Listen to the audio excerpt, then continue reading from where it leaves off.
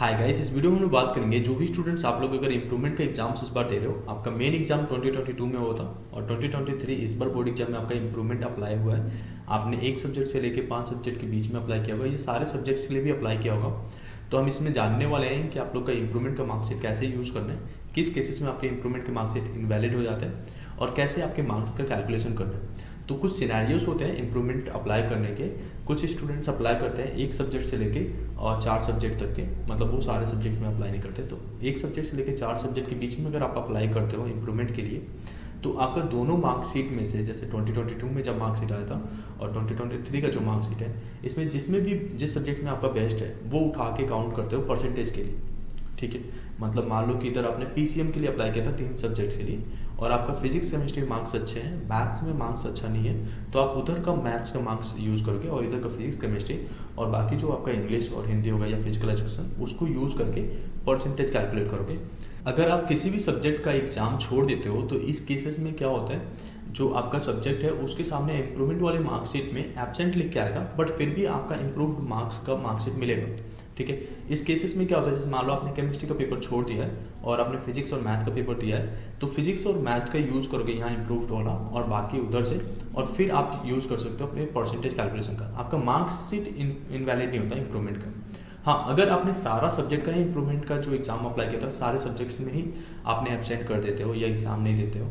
तो ये आपकी चॉइस है कि आपने एग्जाम नहीं दिया या एग्जाम दिए हो मार्क्स कम आ गए, तो आप केवल अपने प्रीवियस मार्कशीट को यूज़ कर सकते हो। इस केस में आपका प्रीवियस वाला मार्कशीट इनवैलिड नहीं होता, वो सेफ रहता है। आप में से काफ़ी स्टूडेंट जो हैं सारे सब्जेक्ट्स के लिए अप्लाई करते हो, तो सभी सब्जेक्ट्स में अप्लाई करने वाले स्टूडेंट्स के लिए ज़्यादा क्रिटिकल चीज़ें रहते हैं, या तो आप सारे सब्जेक्ट्स में इम्प्रूव कर लो मार्क्स, या आपने जो है पिछले वाले मार्क्स जो अभी आए थे उससे ज़्यादा मार्क्स आ जाए, तो आप इम्प्रूवमेंट वाले मार्कशीट को यूज़ कर सकते हो। इनकेस अगर आपका जो इम्प्रूवमेंट का मार्कशीट है उसमें सारे सब्जेक्ट के लिए अप्लाई किया था और पीछे वाले मार्कशीट से नंबर कम आ रहे हैं, तो आप केवल पीछे वाला मार्कशीट मतलब 2022 का मार्कशीट को यूज़ करके आगे का फ्यूचर में आप जो भी हायर एजुकेशन के लिए जाना चाहते हो वो यूज़ कर सकते हो वहाँ पे। ठीक है, तो इस केसेस में जो आपका ये वाला मार्कशीट होता है वो इनवैलिड हो जाता है, मतलब आपको उसे यूज़ करने का कोई बेनिफिट नहीं मिलता। तो दोनों में से कोई एक ही कंसिडर होता है। और जैसे मान लो आपने सारे सब्जेक्ट से अप्लाई किया था इंप्रूवमेंट के लिए, तो ये 75% क्राइटेरिया के लिए भी सिंपली अकेले काउंट होता है, और अगर 20 परसेंटाइल में भी आ गया तो भी चलता है ये वाला। ठीक है, टॉप 20 परसेंटाइल का जो सिनेरियो रहता है उसमें भी। तो अगर इन केस किसी भी एक सब्जेक्ट में आपने सारे सब्जेक्ट का अप्लाई किया हुआ है और किसी एक सब्जेक्ट में या 2 सब्जेक्ट में आप अप्लाई वो अपीयर नहीं होते हो या एब्सेंट हो जाते हो,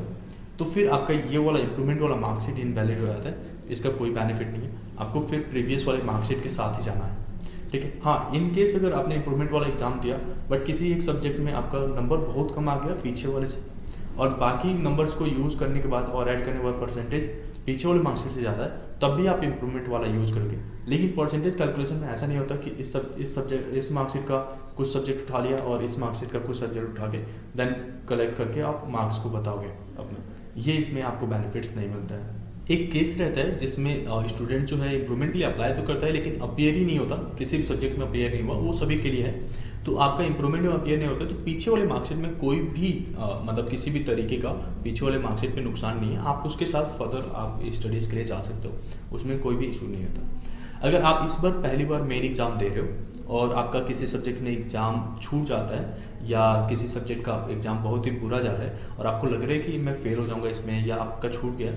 तो आपके पास 2 इंप्रूवमेंट के चांस बनते हैं। एक तो अगर एक सब्जेक्ट में आप इंप्रूव करना चाहते हो तो जस्ट कंपार्टमेंट वाले स्टूडेंट्स का एग्जाम होता है, मतलब आपके रिजल्ट आने के जस्ट 1 महीने बाद उसके साथ अप्लाई कर सकते हो, या उसी के साथ इंप्रूवमेंट का अप्लाई कर सकते हो, या अगर आप अगले साल चाहो तो अप्लाई कर सकते हो एक या एक से अधिक सब्जेक्ट्स में। अगर आप इस बार फेलियर कैंडिडेट के तरीके अप्लाई किए थे, मतलब एग्जाम दे रहे हो सारे सब्जेक्ट में और आप सोच रहे होगे कि मैं आगे जाके फिर से इंप्रूवमेंट के लिए एग्जाम दे दूंगा, तो वो आप लोग के लिए पॉसिबल नहीं रहता। इस तरीके के सिनेरियोज नहीं बनते, मतलब पहली बार मेन एग्जाम में अपियर होने के बाद केवल 2 चांस मिलता है। एक तो मेन एग्जाम जिस बार है उस बार केवल एक सब्जेक्ट में इंप्रूवमेंट करने के चांस, और एक बार उसके जस्ट अगले साल वाले में जो मेन एग्जाम है उसमें आप सारे सब्जेक्ट तक का इंप्रूवमेंट एग्जाम दे सकते हो। आप में से काफ़ी स्टूडेंट्स को ये क्वेरी रहता है कि अगर मैं इंप्रूवमेंट एग्जाम्स के लिए अप्लाई कर भी रहा हूँ या आपने किया हुआ है 2 या 2-3 सब्जेक्ट्स में, तो इस केस में किस तरीके से आपको जो है यूनिवर्सिटी को समझाना पड़ता है मार्कशीट के लिए, या कैसे शो करोगे, क्योंकि आपके पास अब 2 मार्कशीट होना है। तो यूनिवर्सिटी पहले से ही समझते रहते हैं कि आपने इंप्रूव मार्क्स किया हुआ है, बस आपको उनको दोनों मार्कशीट का परसेंटेज कैलकुलेट करके दे देते हो। इन केस अगर वो आपसे क्लैरिफिकेशन चाहते हैं तो दोनों मार्कशीट को शो करना पड़ता है आपको उनको, और आपको बताना पड़ता है कि यह मेरा इंप्रूव्ड वाला मार्क्स है और ये ऐसा है। तो इस सिनेरियो में आप टोटली सेफ हो इंप्रूवमेंट एग्जाम देने के बाद से। अगर इसके अलावा भी कोई आपको क्वेरीज है जो हमने बताया है इसमें, उसके अलावा तो आप कमेंट करके पूछ सकते हो, हमें ईमेल कर सकते हो, हमें व्हाट्सअप कर सकते हो। होपिंग दैट आपको वीडियो पसंद आएगा। Thank you so much.